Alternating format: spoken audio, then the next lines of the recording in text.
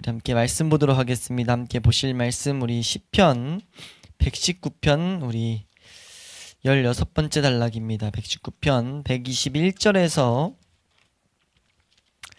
우리 124절까지 이 시간 함께 보도록 하겠습니다. 시편 119편 121절에서 124절까지입니다. 우리 함께 한 목소리로 합독하도록 하겠습니다. 함께 읽습니다. 시작. 내가 정의와 공의를 행하였사오니 나를 박해하는 자들에게 나를 넘기지 마옵소서. 주의 종을 보증하사 복을 얻게 하시고 교만한 자들이 나를 박해하지 못하게 하소서. 내 눈이 주의 구원과 주의 의로운 말씀을 사모하기에 피곤하니이다. 주의 인자하심대로 주의 종에게 행하사 내게 주의 율례들을 가르치소서. 아멘. 예, 우리 이제 시편 119편 16번째 단락까지 왔습니다. 16번째 단락 우리 히브리어 알파벳 아인이라는 16번째 단어인 아인이라는 알파벳으로 시작하는 단어입니다.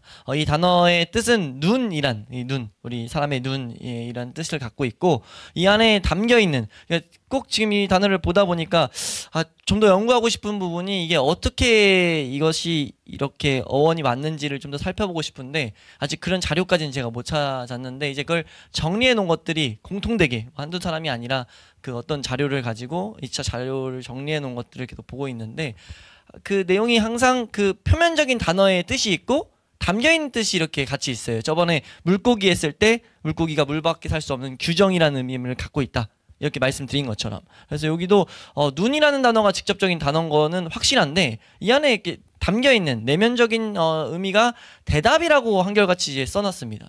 대답이라는 것. 그래서 이게 아마 그 탈무드나 이런 쪽에 분명히 나와 있을 텐데, 거기서 생각한 내용을 간단히 요약해 놓은 게 이거예요. 눈으로 보는 모든 것에는 대답할 수 있다. 눈으로 보는 모든 거에는 답이 있다. 라는 이런 어떤 지혜를 따라서, 지혜자들의 글귀를 따라 가지고 대답이라는 의미가 이 아인이라는 단어 안에 이제 담겨 있는 의미다라고 설명을 해요. 근데 이제 이 의미도 설명드리는 것이 다윗이 지금 이 시편 119편 이 단락 16번째 단락을 말할 때 이 개념이 지금 녹아 들어 있다고 보는 게 너무 우리에게 이 말씀을 이해하는 데 도움이 됩니다. 이 문맥 자체에서 이렇게 지금 다윗이 우리에게 보이고 있다는 거죠. 뭘 보이고 있느냐?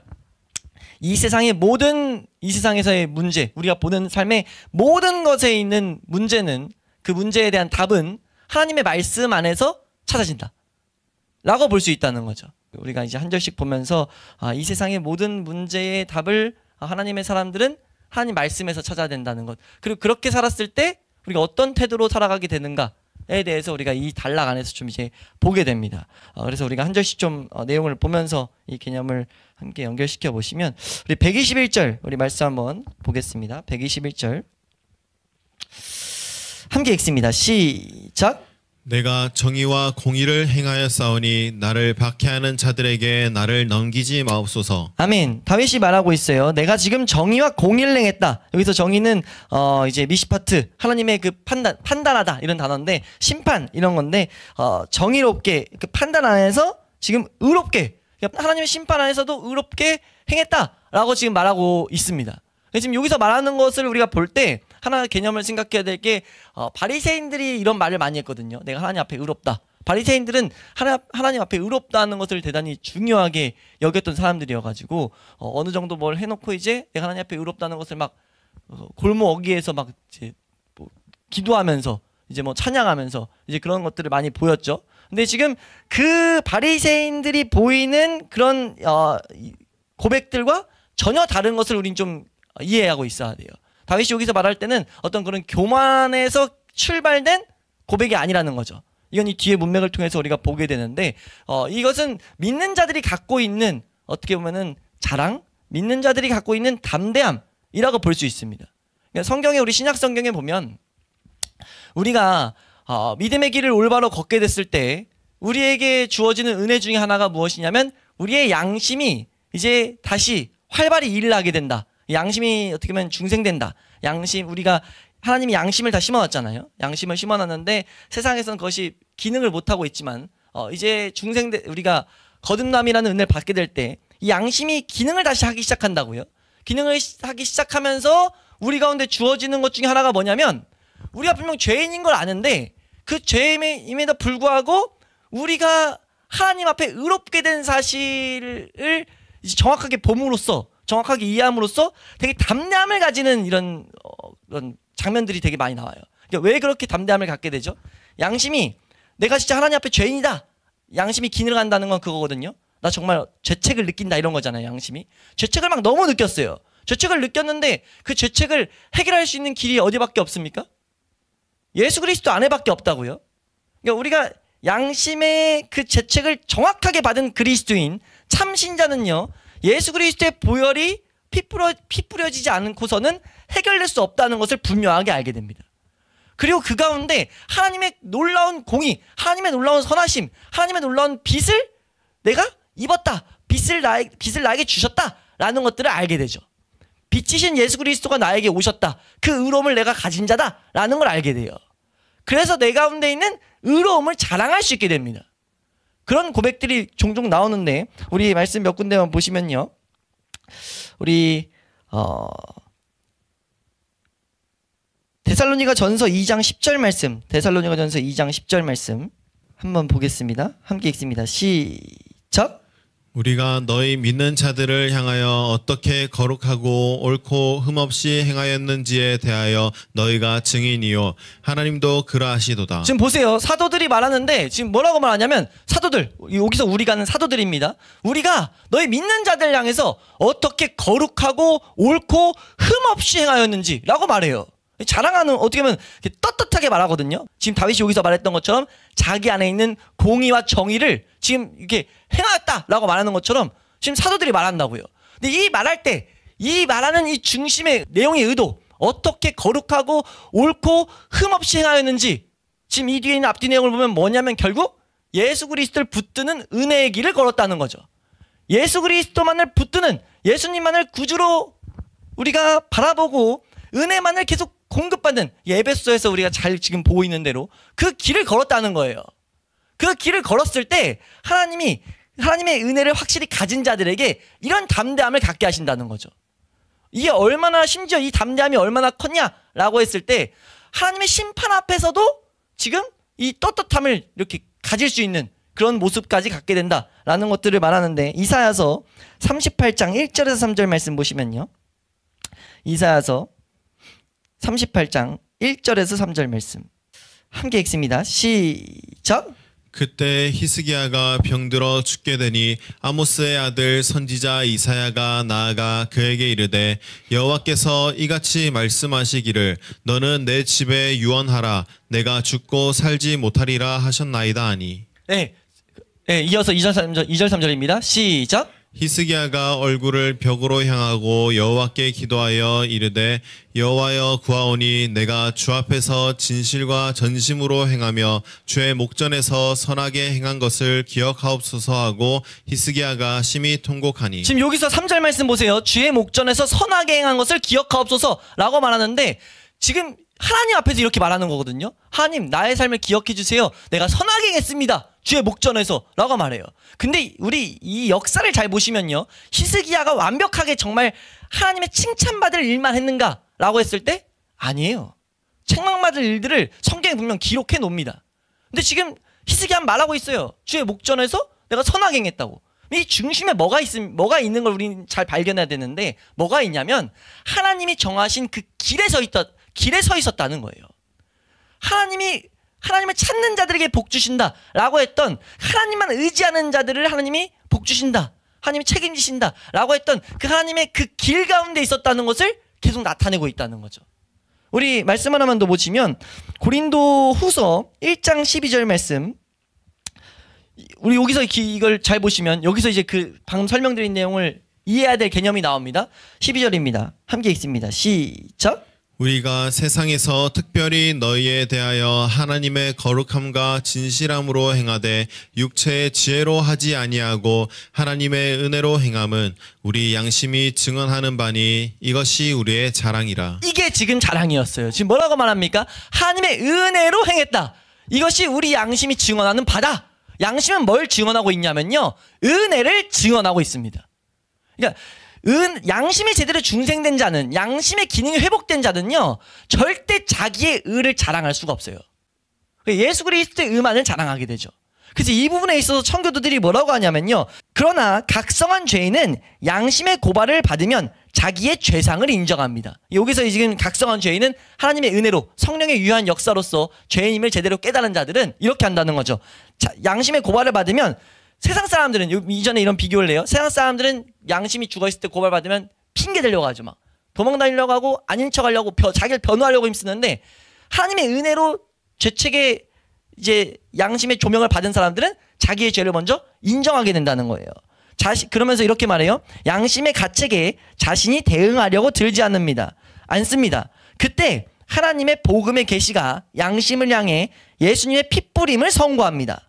그래서 양심의 공격을 잠잠하게 하여 죄인 앞에서 평안의 길을 엽니다. 이제 예수님으로 말미암아 하나님께 나아가는 새로운 길이 났으니 보좌에 앉아있는 양심이 평안을 말하고 하나님의 용납을 선포합니다. 라고 말해요. 지금 무슨 상황, 지금 설명 쭉 길게 드렸는데 간단히 말하면 이거예요. 예수 그리스도의 핏부림을 받게 돼가지고 우리 양심이 이제 하나님 앞에서 우리 상태를 은혜만을 구하는, 여기선 죄 없다가 아니에요. 죄가 있지만 예수 그리스도만을 붙들어야 된다는 것을 말해요. 그리고 예수 그리스도의 그 보혈의 찬란함을 알고 있는 거죠. 그래서 어떤 고백들을 하냐면, 태양에 있는 흑점이 아무리 있어도, 태양에 흑점이 있잖아요. 어두운 점들이 있다고요. 근데 태양의 그 밝은 것을 가릴 수가 없어요. 왜요? 빛이 너무 강하기 때문에. 마치 우리 가운데 양심의 예수 그리스도의 핏부림을 받은 자들의 상태가 그렇다는 거죠. 지금 사도들이 말했던 우리의 자랑은 이것이다 라고 지금 말했던, 이것이 우리의 자랑이다, 이것을 지금 다윗이 이 구절에서 말하고 있다는 것. 우리가 이 개념을 이해해야 된다는 거예요. 다윗은 지금 이 시편 121절에서 119편 121절에서 내가 정의와 공의를 행하였사오니 라고 했을 때 하나님의 은혜만을 붙들고 있다, 하나님 말씀하시는 대로만 걸었다 라는 것들을 지금 말하고 있다 라는 것을 우리가 잘 염두해야 된다는 거죠. 그때 이제 뭘 알고 있습니까? 뭘 알고 있냐면, 다윗은 이걸 알고 있어요. 자기가 이 세상에서 하나님의 은혜가 아니었다면 조금도 올바로 걸어갈 수 없었고 수많은 박해자로부터 살아남을 수 없었다는 것을 알고 있어요. 그래서 그런 고백을 하면서 어떤 강구를 합니까? 여기서 박해한 자는 사실 압제하다예요. 나를 압박하다, 압제하다 이런 단어입니다. 압제하는 자들에게 나를 넘기지 마옵소서. 자기가 이 세상 살아갈 때는 수많은 압제가, 자기를 압박하는 것들이 있지만 그런 것들로부터 나를 여기 넘기지 마라, 거기 두지 마달라, 이런 고백인데, 다르게 말하면 하나님이 거기서 보호하고 계신다는 개념이 있는 거죠. 근데 그 보호하심이 없으면 자기가 살 수 없다는 개념을 다윗은 분명히 알고 있다는 거예요. 지금 아인이라는 게 뭐라고요? 눈이라고요, 눈. 다윗은 보고 있습니다. 하나님이 보호하심이 없으면 다윗은 어떻게 된다는 거예요? 한순간도 그 압제로부터 견딜 수 없는 것을 알고 있는 거예요. 하나님의 은혜의 이 주의 말씀, 주님의 증거들이 우리의 발에, 우리의 길에 빗대지 않으면요, 우리가 제대로 걸을 수가 없어요. 그렇기 때문에 지금 하나님께서 이런 다윗과 같은 믿음의 선배를 통해 가지고 올바로 하나님을 따르는 자들에게 지금 우리에게 분명한, 우리가 가야 될 길에서 흔들리지 않을 수 있는 이런 어떤 증거들을 남겨주셨다는 거죠. 다윗도 여기서 그래서 말하고 있어요. 뭘 말하고 있냐? 수많은 압제가 있지만 하나님께서 나를 계속 붙드시면, 하나님만 날 위하시면, 하나님의 보호하심이 나에게서 없어지지 않는다면 문제 없다는 것을 알고 있습니다. 그래서 자기의 먼저 행동을 고백하는 거죠. 내가 지금 공의와 정의로서 내가 지금 행했다. 그러니까 나를 이 압제자들의 손길에 넘어가지 않게 해달라 라고 지금 기도하면서 이 문단이 시작됩니다. 그러면서 122절 말씀 보시면요, 122절 말씀 함께 읽습니다. 시작. 주의 종을 보증하사 복을 얻게 하시고 교만한 자들이 나를 박해하지 못하게 하소서. 네, 지금 또 비슷한 개념이 나타나죠. 교만한 자들이 계속 박해하고 있는 걸 보는 거예요. 하나님 알지 못한 자들이 계속 공격한다는 것을 다윗은 보고 있습니다. 근데 그러니까 다윗이 뭘 구하고 있죠? 보증. 여기서 말하는 건 보증해달라, 이게 맞습니다. 여기서 근데 언급하는 게 뭐죠? 좀 주목해야 될 표현이 뭐냐면 종이에요. 종. 자신을 종이라고 표현하고 있어요. 그러니까 하나님의 말씀대로만 걷고 있다라는 것을 121절과 좀 다른 각도로 또 나타내고 있는 거죠. 나는 하나님의 종입니다. 종은 어떤 존재입니까? 주인이 말한 대로 걷는 자예요. 그러니까 지금 그것을 언급하면서 난 주님이 말씀하신 대로만 걷는 자, 이 안에는 어떤 개념이 들어있습니까? 하나님은 자기의 것을 끝까지 책임지시는 분입니다. 이게 이스라엘 백성을 출애굽에서 하나님 보이신 하나님의 모습이죠. 내 백성을 내가 책임진다. 이 세상에서 내 백성인 것을 나타내게 한다. 이런 것들이 이제 언약할 때 나오잖아요. 지금 그 개념보다 더 강하게 다윗은 말하는 거예요. 하나님이 책임진 그 상태, 하나님의 손 안에 있는 그 상태를 다윗이 지금 말하고 있습니다. 지금 주의 종을 보증하여 주세요 라고 지금 강구하고 있다는 거죠. 그러니까 이 주의 종에 대한 개념 가운데 다윗이 어떤 마음을 갖고 있었는가, 이걸 우리는 좀 잘 새겨놔야 된다는 겁니다. 우리가 그리스도인으로서 살아갈 때 우리는 하나님의 백성인 것을 정확히 아는 것이 너무 중요해요. 그러니까 하나님의 백성이라는 그것을 정확히 인지하는 것이 왜 중요하냐? 하나님은 자기 백성을 끝까지 책임지시거든요. 근데 이 개념이 왜 중요하냐면, 이 뒤에도 계속 우리가 보게 되겠지만 우리의 이 믿음의 걸음에는 반드시 인내가 필요하기 때문입니다. 정확히 우리가 하나님의 것들을 바라고 있는 그 오래 참음이 필요하기 때문이에요. 그래서 지금 다윗은 이 세상 가운데 분명히 알고 있습니다. 하나님께서 수많은 박해자들로부터 자기를 건져내실 거고 압제자들의 손에 두지 않을 거라는 거 알고 있어요. 근데 지금 다윗이 어떤 상태냐면, 지금 이것을 고백할 때 그 상태일 수도 있고 그 상태였던 것을 회상할 수도 있지만, 그 상태였다고 우리가 봐도 무방합니다. 뭐였냐면 다윗 삶 가운데 하나님을 보고 있는데 하나님이 분명히 보여요. 하나님이 모든 문제의 해결자 다윗인 게 보여요. 근데 지금 자신의 상태는 어떤 상태예요? 박해자들이 있고 압박받는 일들이 있는 거예요. 이해되세요? 있는데, 분명히 이 가운데 있는데 하나님께서 날 책임지실 게 믿어져요. 믿어지는데 한켠에 또 어떤 게 있습니까? 아니면 어쩌지? 안 그러면 어쩌지? 이런 낙심되는 것을 요동치게 하는 수많은 마귀의 불화살들이 있다고요. 그런 것들로부터 지금 다윗은 이겨나갔다는 그 경험들을 우리에게 보이고 있다는 거죠. 그래서 지금 다윗이 나에게 보증하사라고 하면서 뭐라고 구하냐? 복을 얻게 해주세요 라고 지금 강구하는데, 여기서 복이란 단어는 사실 번역이 좀 잘못됐습니다. 복은 그 시편 1편에 복이라고 한 단어와 다른 단어예요. 원래 복이라고 했을 때 행복, 복이란 단어가 있는데 그 복이 아닙니다. 여기서 사실 단어는 토부란 단어예요. 토부란 단어여서 이건 수백 번 쓰이는, 구약에 정말 많이 등장한 단어인데, 창세기에서 계속 말하는 하나님 보시기에 좋았더라, 하나님 보시기에 좋았더라, 선한 것, 지금 그런 모든 그 선 혹은 좋다, 번영, 이런 단어를 갖고 있는 게 지금 이 단어, 여기서 쓰인 토부란 단어입니다. 그래서 여기는 사실 좋다 혹은 좋은 것 혹은 선한 것이라고 보시는 게 좋아요. 그러니까 주의 종을 보증해 주셔서 나로 하여금 계속 좋은 것을 얻게 해달라. 근데 그 의미는 선한 것, 하나님 보시기에 좋은 것, 하나님 보시기에 선한 것, 이거 얻게 해달라 라는 것을 지금 구하고 있는 거죠. 그러니까 하나님의 은혜 가운데만 있게 해달라. 우리가 어떻게 보면 우리의 믿음의 은혜의 길에서 가장 중요한 것 중에 하나가 성령의 조명이잖아요. 성령의 조명을 구하고 하나님이 깨닫게 하시는 걸 구하고 하나님의 은혜를 구하고, 지금 그것들을 구하는데 이 앞에 이렇게 기도하는 거죠. 주의 종을 보증해 주셔서 하나님의 선한 은혜들을 계속해서 얻게 해달라 라고 지금 간구하고 있다는 겁니다. 좀 더 적용해 보면 이런 거예요. 우리가 말씀 연구를 하고 있는데, 말씀 연구가 우리의 삶에 참된 하나님의 은혜들을 공급한다는 걸 압니다. 아는데 삶 가운데 수많은 박해와 수많은 어려움, 이 수많은 압박이 올 때 우리가 그것이 하기 힘들어지는 죄성을 발견하게 된다고요. 그때 우린 뭘 구해야 되죠?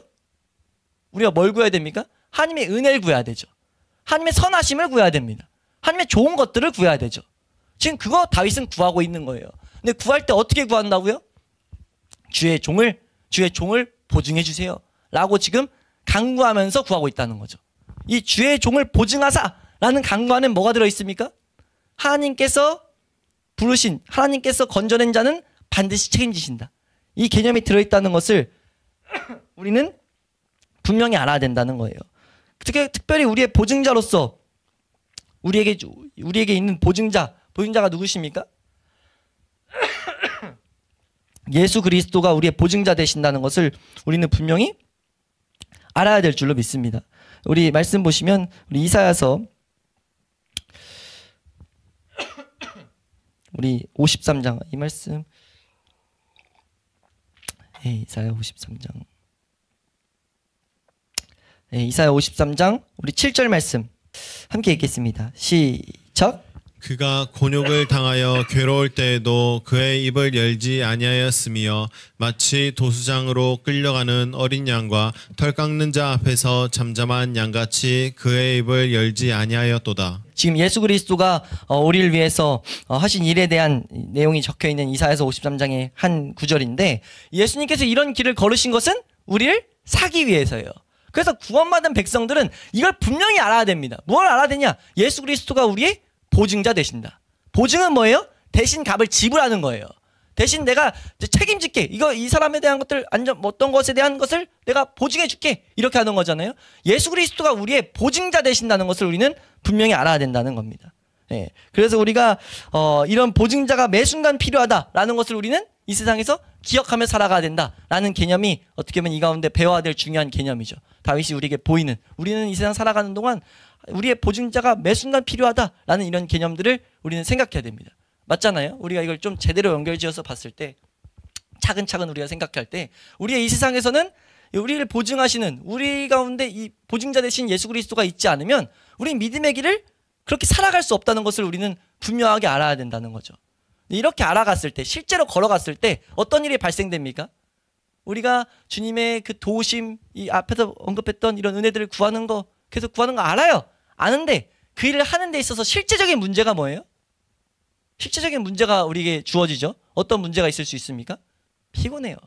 그러니까 어렵습니다. 피곤하다기보단 우리의 연약이 계속해서 부각될 뿐이죠. 안 된다는 거예요.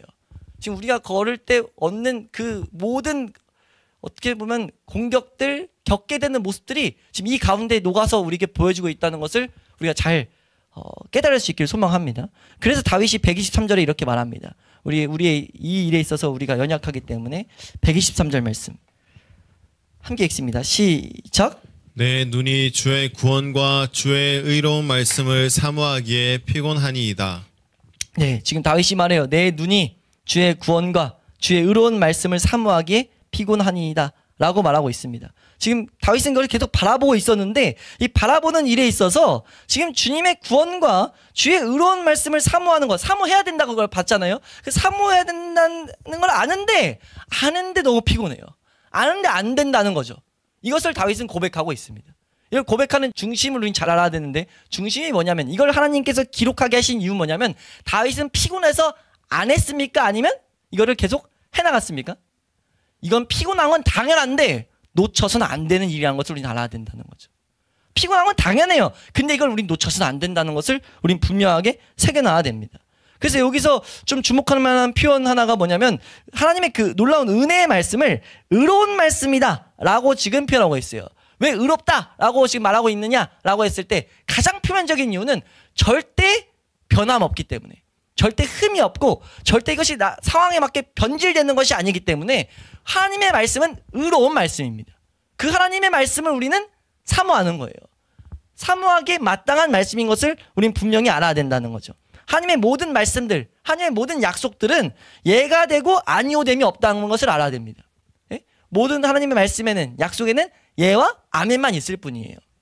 우리 고린도후서 1장 20절에서 21절에서 그걸 말하잖아요. 우리 고린도후서 1장 20절 21절 말씀 함께 읽습니다. 시작.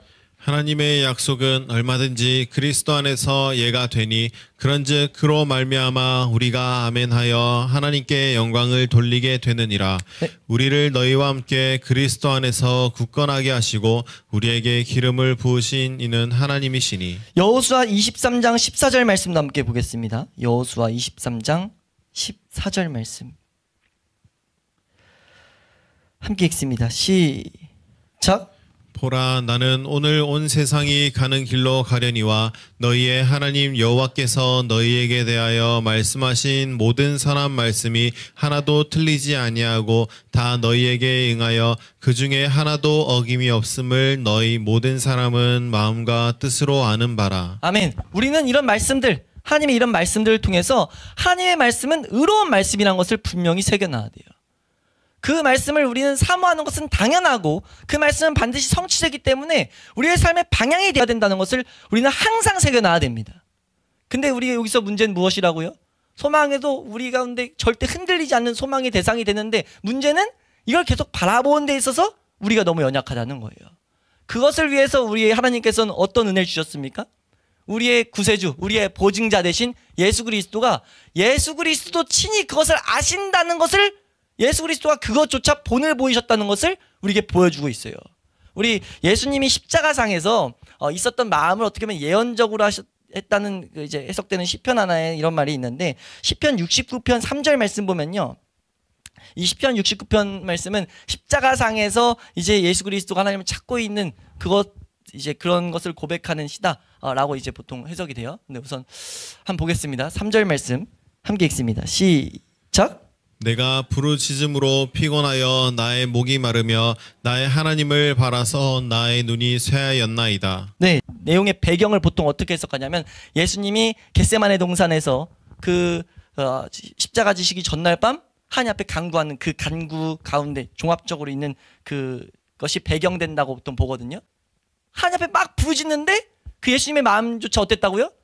지금 하나님을 바라서 나의 눈이 쇠하였다. 여기서 쇠하였다는 단어가 오늘 지금 이 본문에 피곤하였다라는 단어예요. 위에 있는 피곤이라는 단어는 피곤이란 원래 단어고 오늘 우리 여기서 쓰인 단어는 칼라라는 어떤 그런 단어인데 쇠잔하다 이런 의미가 어떻게 보면은 좀 더 맞습니다. 근데 지금 여기서 쓰이는 동일한 표현을 쓰고 있어요. 하나님을 바라서 나의 눈이 지금 쇠하였다라고 지금 말하고 있다는 거죠. 하나님 말씀을 바라야 돼요. 근데 문제는 뭐예요? 박해자들이 있고 날 압박하는 것들이 있어요. 안 돼요. 계속 힘들어요. 정말 그 가운데 우리의 마음이 어떤 마음을 계속 느낍니까? 나 이거 정말 버림받은 거 아니야? 나 정말 힘든 거 아니야? 이런 막인 공격을 한다고요? 근데 예수님도 그 가운데 쇠잔하였을지라도 계속 뭐 했다는 거예요? 그런 감정에 휘둘리는 게 아니라 계속 말씀에만 시선을 두는 거예요. 내 감정이 어떠하든지 간에 내가 지금 어떤 요동함이 있든지 간에 계속 뭐 하는 겁니까? 하나님의 말씀에만 시선을 두고 있는 겁니다. 이게 우리가 본을 우리가 배워야 될 우리에게 본을 보이신 예수님의 모습이라는 거죠. 이사야서 50장 4절 그리고 10절 말씀 두 군데 보겠습니다. 이사야서 50장 4절과 10절 말씀입니다. 함께 읽습니다. 시작. 주 여호와께서 학자들의 혀를 내게 주사 나로 공고한 자를 말로 어떻게 도와줄 줄을 알게 하시고 아침마다 깨우치시되 나의 귀를 깨우치사 학자들 같이 알아듣게 하시도다. 네, 10절입니다. 시작. 너희 중에 여호와를 경외하며 그의 종의 목소리를 청종하는 자가 누구냐? 흥함 중에 행하여 빛이 없는 자라도 여호와의 이름을 의뢰하며 자기 하나님께 의지할지어다. 아멘. 우리가 왜 말씀을 배웁니까? 하나님이 우리에게 무슨 말씀을 하셨는지를 정확히 알아야 돼요. 그것이 하나님 백성을 인도하시는 그 규칙, 법칙으로 세우셨기 때문입니다. 우리의 감정과 우리의 어떤 상태는 중요치 않아요. 물론 우리의 상태를 계속 자백하고 여기서 중요치 않다는 건 버리라는 게 아닙니다. 우리가 힘써야 될 건 하나님 앞에 설 때, 하나님 앞에 나아갈 때 힘써야 될 건 하나님의 약속을 제대로 적용시키는 일이라는 거죠. 예수 그리스도조차도 그렇게 하나님 막 부르짖어도 응답이 없는 것 같은 그때, 지금 너무 부르짖는 거에 있어서 고백하는 그 기도 가운데 지쳐버렸을 때, 하나님 바라봐야 되는 거 아는데도 눈이 계속 피곤하였을 때도 끝까지 뭐 했습니까? 하나님만을 의지했다는 것을 우리는 분명히 알아야 된다는 거죠. 지금 이사야서 지금 이 말씀에 학자들의 혀를 내게 주사 나를 공고한 자를 말로 어떻게 도와줄 줄을 알게 하시고 공고한 자를 어떻게 도와줄 줄을 알게 해달라라는 이런 지금 고백을 하고 있어요. 가르침을 주고 있다고요. 우리는 이걸 분명히 알아야 됩니다. 우리는 하나님이 어떻게 도우시는지 알아야 돼요. 하나님 어떻게 도우십니까? 약속하신 대로 도우세요. 하나님 말씀하신 대로 역사하신다는 거죠. 우린 그래서 하나님의 그 모든 그 약속들, 모든 그 계시들을 정확하게 알고 그것을 붙들어야 되는 것이 하나님의 사람들의 모습이라는 거죠. 단지 우리가 뭘 기억해야 됩니까? 모든 묵시에는 때가 있어요. 하박국서에 말하는 것처럼 모든 묵시에는, 모든 하나님의 계시에는 때가 있습니다. 때와 기한은 우리가 모르지만 우리는 그 약속의 그 앞에 서 있어야 된다는 것을 정확하게 기억해야 된다는 거죠. 누가복음 18장 말씀에서도 우리가 언젠지는 몰라도 하나님이 반드시 그 원한을 풀어주신다는 거예요. 그래서 이 부분에 있어서 우리 청교도들이 무엇을 가르치냐면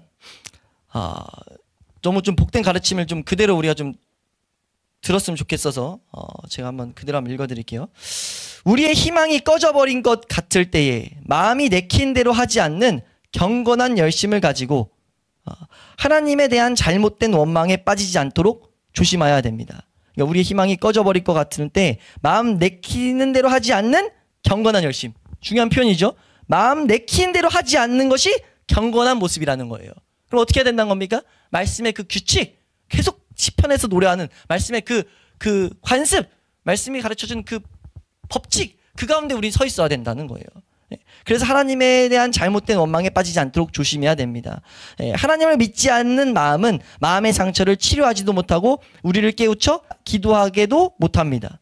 또한 우리를 권하여 하나님의 은혜에 거하게 하지도 못합니다. 그런 잘못된 생각은 복음의 긍휼을 의지하지 못하게 합니다. 실로 불만을 품는 것은 겸손이 아닙니다. 기도한다고 하면서 기다리지 않는 것도 겸손이 아닙니다. 하나님께서 우리에게 걷게 하신 믿음의 길은 낫같이 명료합니다. 라고 가르쳐요. 하나님이 걷게 하신 우리 믿음의 길은 너무 명료하잖아요. 우리가 지금 말씀 강해들을 보면서 종종 고백하는 내용이 뭡니까? 너무 또렷이 길을 말했다. 너무 또렷이 가르쳐주고 계신다. 우리가 어떨 때 어떻게 행동해야 되는지를 너무 디테일하게 가르쳐주고 계신다는 거죠. 그걸 우리 믿음의 선배들은 한결같이 바라보고 있었다는 거예요. 너무 낫같이 명료한 이 길을 우리는 놓치지 않아야 된다. 그래서 우리가 어떤 박해자, 압제자 같은 이런 힘듦이 있을 때라도 우리는 뭐 해야 된다는 거예요? 모든 문제의 해답은 하나님께 있다는 것을 아는 하나님의 백성들은 하나님만 바라보고 기다려야 된다는 거죠. 우리의 눈을 하나님께만 둬야 된다는 겁니다. 심지어 어떨 때라도요? 우리의 눈이 피곤할지라도. 그래서 우리에게 필요한 건 뭐예요? 주님 나에게 주의 종을 보증하여 주시옵소서. 우리 근데 이 다윗은 이렇게 고백했지만 사실 우리에게 너무 큰 은혜가 뭡니까? 그 보증을 우리에게 아예 주셨다는 거예요. 예수 그리스도가 우리의 보증된다는 것을 우리는 그래서 항상 바라봐야 된다는 겁니다. 예수 그리스도가 우리를 위해서 어떤 일을 하셨는지. 그래서 아까 읽었던 이사야서 53장 말씀 같은 것을 우린 바라보면서 예수님이 이렇게 하심으로써 우리의 보증되셨다. 우리에 있는 모든 죄에 대한, 우리의 모든 위험에 대한 값을 지불하셨다.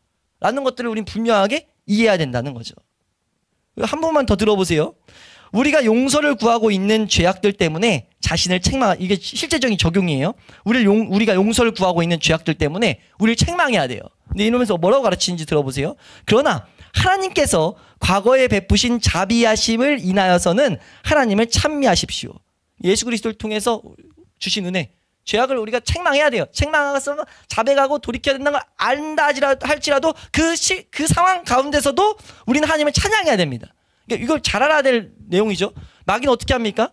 죄 가운데 있을 때 찬양은 못한다고 여기게 만들어요.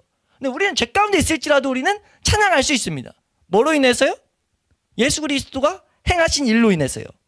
그러면서 이렇게 말해요. 현재로서는 다시 과거의 자비하심을 더 이상 맛보지 못할 것 같다는 생각이 들더라도 그리하십시오. 주님께서 다시는 여러분을 보시지 않을 수 있겠습니까? 전혀 불가능한 일입니다. 하나님께서 여러분을 사랑하심을 보여주는 외적인 증거들을 거두어 가신 것 같을지라도 여러분 마음에 잃어버린 복락을 사모하는 간절한 열망에 불을 붙이지 않으셨습니까? 라는 이런 가르침을 주고 있어요. 뭔 내용입니까? 믿음의 선배들이 지금 이 가르침을 통해서 우리가 뭘 봐야 되냐면 한결같이 이런 어려움을 겪었다는 거죠. 올바로 걸을 때 지금 이런 어려움, 현재로서는 다시 과거의 자비하심을 맛보지 못할 것 같은데 이런 마음들을 믿음의 선배들도 동일하게 막 경험했다는 거예요. 그리고 하나님이 우리를 사랑하시는 외적인 증거를 거두어 가신 것 같은 상황 속에도 빠져봤다는 거죠. 그때도 근데 발견했던 은혜들이 뭐냐? 잃어버린 복락을 다시 찾고자 하는 이런 마음들을 주셨다는 거. 이게 하나님이 계속 남겨두신 하나님의 은혜가 있다는 표징이라는 거죠. 그럼 뭐 하는 겁니까? 우린 기다려야 돼요. 우린 여호와께 계속 시선을 두고 기다려야 됩니다. 우리 말씀 몇 군데만 보고 우리 다음 절로 넘어가면 이사야서 30장 18절 말씀 보시면 이사야서 30장 이 기다림에 대한 메시지가 성경에 너무 많더라고요. 이사야서 30장 18절 말씀 함께 읽습니다. 시작. 그러나 여호와께서 기다리시나니 이는 너희에게 은혜를 베풀려 하심이요 일어나시리니 이는 너희를 긍휼히 여기려 하심이라. 대저 여호와는 정의의 하나님이시라. 그를 기다리는 자마다 복이 있도다. 정의 하나님을 말하면서 뭘 말씀하세요? 기다리는 자마다 복이 있도다. 왜 이게 연결됩니까? 하나님은 정확하게 말씀하신 대로 성취하시는 분이기 때문에 약속하신 건 그대로 이루어질 수밖에 없다는 거죠. 하나님을 부르신 자들에게 뭐라고 약속하셨습니까? 우리를 거룩하고 흠이 없게 하시겠다는 거예요.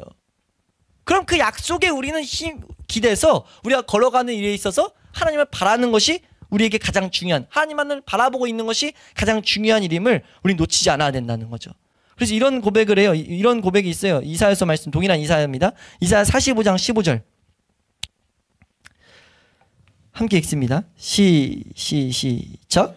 구원자 이스라엘의 하나님이여 진실로 주는 스스로 숨어 계시는 하나님이시니이다. 네, 하나님을 기다릴 때 보이지 않는 것과 같은 이런 것들을 지금 이사야도 지금 말하고 있는 거예요.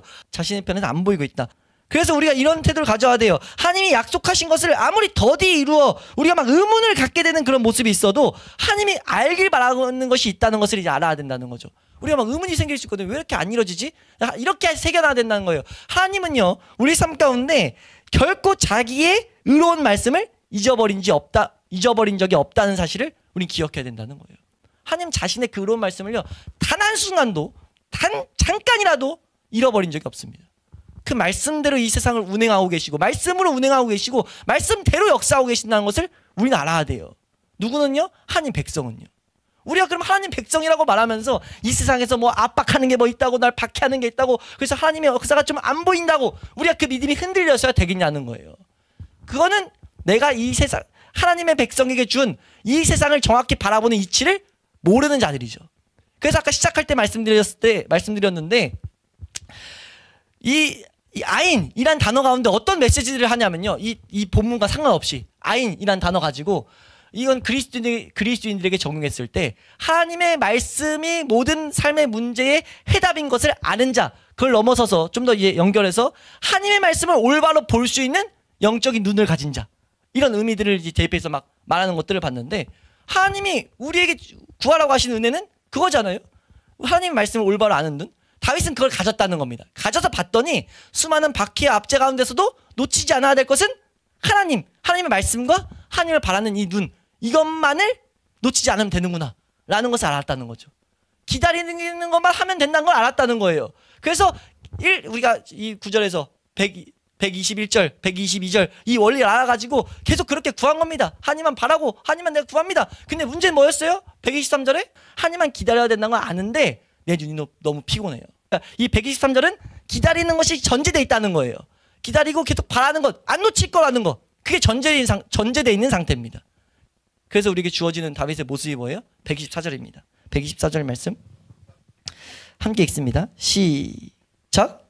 주의 인자하심대로 주의 종에게 행하사 내게 주의 율례들을 가르치소서. 그래서 우리가 다윗이 구하는 것을 잘 주목해야 되는데 뭘 구하고 있냐면 주님의 인자하심에 다시 택하고 있어요. 인자하심은 뭡니까? 인자하심이라는 단어는 헤세드거든요. 하나님의 약속에 기반되어 있는 사랑 혹은 은혜, 이런 단어예요. 그러니까 하나님의 그 은혜, 하나님의 그 우리를 향한 사랑, 그것을 가지고 주의 또 뭐라고 해요? 주의 종에게 행하여 주세요. 그러니까 주님의 인자하심이 필요합니다. 하나님의 은혜, 하나님의 사랑이 필요합니다. 로 다시 가는 거예요, 다윗은. 그렇게 하면서 내게 주의 율례들을 가르쳐 주소서. 또 계속 위에서 고백했던, 여기서 가르치다는 단어는 대부분 시편 119편에 가르치다는 단어는 구약에 가르치다는 단어가 12개의 단어로 쓰여요. 근데 여기서 가르치다라는 단어는 훈련에 기반된, 계속해서 반복된 어떤 훈련을 통해서 가르쳐주는 것. 그 개념이에요. 그 개념이 담긴 단어입니다. 그러니까 그 하나님, 주님의 그 사랑 가운데 주님의 종에게, 그 말씀의 원리 가운데 있는 나에게, 하나님의 은혜의 원리 가운데 있는 나에게 행해 주셔서 다시 내가 주님의 그 율례들을 계속 배우는 자리로 나아가게 해주시옵소서 라는 그런 간구를 하고 있다는 거죠. 계속 우리가 알아야 될 건 계속 반복된 것을 꿋꿋하게 그 길을 견지하고 있던 것을 우리는 잘 배워야 된다는 겁니다. 그리고 그 삶을 하나님 보시고 하나님 마음에 합한 자, 하나님께서 그 다윗의 삶을 정직한 길에 있던 자, 그래서 계속 이스라엘 역사가 어떻게 됩니까? 다윗의 길과 그렇지 않은 길, 그 두 가지 길로 계속 나눠서 설명하잖아요. 우리가 그것을 잘 주목함으로써 우리가 어떻게 걸어가야 되는지를 이 시편 말씀을 통해 잘 배울 수 있는 그런 은혜가 있을 수 있기를 주의 이름으로 축원합니다. 우리 마지막으로 말씀 아까 읽으려 했었는데 이사야서 30장 15절 말씀, 이사야서 30장 15절 말씀입니다. 함께 읽습니다. 시작. 주 여호와 이스라엘의 거룩하신 이가 이같이 말씀하시되 너희가 돌이켜 조용히 있어야 구원을 얻을 것이요 잠잠하고 신뢰하여야 힘을 얻을 것이거늘 너희가 원하지 아니하고. 그러니까 우리가 몰라서 지금 뭔가 조정이 있는 거지, 하나님이 우리가 어떤 상황을 주셨다는 것은 그 상황 가운데 결론적인 건 하나님만 의지하고 하나님만 사랑하는 그 복된 삶, 그 삶을 위해서 하나님이 만들고 계신다는 거예요. 그래서 우리가 그런 상황 가운데 원망과 불평이 아니라 하나님만을 더욱더 바라보고 우리가 하나님의 은혜를 구하며 우리가 이 율례들을 가르쳐달라라는 이런 다윗의 기도처럼 우리가 나아감으로써 하나님이 인도하시는 놀라운 그 인도를 경험하는 우리 모든 예배자 될 수 있기를 소망합니다. 예, 우리 이 124절은 다음 주도 좀 이어서 125절이랑 함께도 봐야 돼서 다음 주에 이어서 이제 마무리하도록 하겠습니다.